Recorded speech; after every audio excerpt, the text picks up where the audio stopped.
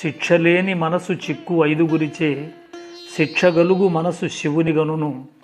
శివునిగని మనస్సు శిక్షించుకొను తానే కాళికాంబ హంస కాళికాంబ.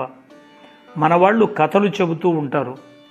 రాజుగారి దగ్గర ఓ గుర్రం ఉంది, అది పంచకళ్యాణి, పదవే పంచకళ్యాణి అంటూనే ఆ గుర్రం వాయువేగ మనోవేగాలతో పరుగులు తీస్తుంది అంటూ కథ ప్రారంభిస్తారు.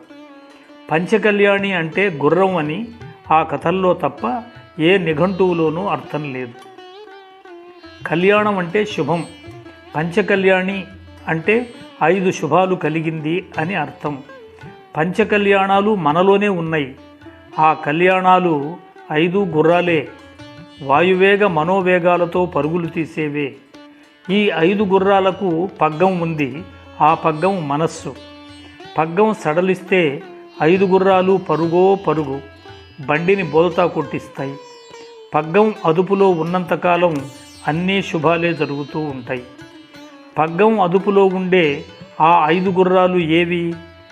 అవి చెవి, చర్మం, కన్ను, నాలుక, ముక్కు. ఇవి గుర్రాల. ఎలా పరుగెడతాయి ఇవి? ఎందుకు పరిగెత్తవు చూడండి. చెవి శబ్దం కోసం, చర్మం స్పర్శ కోసం, కన్ను రూపం కోసం, నాలుక రుచి కోసం, ముక్కు వాసన కోసం తహతహలాడుతూ పరుగెడతాయి. లొల్లాయి పదాలకు మొగ్గు చూపే చెవి సుప్రభాతం వింటుందా? పొట్టి వస్త్రాలకు ఇష్టపడే ఒళ్ళు పట్టు వస్త్రాలు ధరిస్తుందా? సినీతారల్ని చూచే కన్ను శ్రీ మహాలక్ష్మిని దర్శిస్తుందా? మద్యం రుచి మరిగిన నాలుక నైవేద్యం స్వీకరిస్తుందా? సెంటు వాసన పీల్చే ముక్కు సాంబ్రాణి వాసన భరిస్తుందా? శబ్దం, స్పర్శ, రూపం, రసం, గంధం ఇవి ఆ గుర్రాల పరుగులు. చెవి, చర్మం, కన్ను, నాలుక, ముక్కు అనే పంచేంద్రియాలకు విషయాలు. ఈ పంచేంద్రియాలు లౌకికమైన ఉన్మాదానికి బందీలైపోతాయి. ఈ 5 ఇంద్రియాలు గుర్రాలు కదా, ఈ గుర్రాలు మనస్సు అనే పగ్గాలకు చిక్కకుండా పరుగులు తీస్తూ ఉంటాయి. మనస్సుకు శిక్ష అవసరం. శిక్ష అంటే జైలు కాదు, మనస్సులో పరివర్తన. ఆ పరివర్తన లౌకిక మార్గాల నుంచి అలౌకికం వైపు మళ్ళేదిగా ఉండాలి.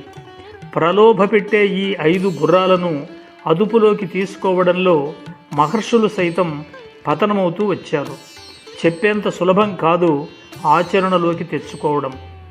ఈ విధంగా 5గురికి చిక్కిన మనస్సును బిగబట్టి పరుగులు తీసే గుర్రాలను అదుపులోకి తెచ్చుకున్నట్లు పంచేంద్రియ విషయాలను అదుపులోకి తెచ్చుకోవాలి.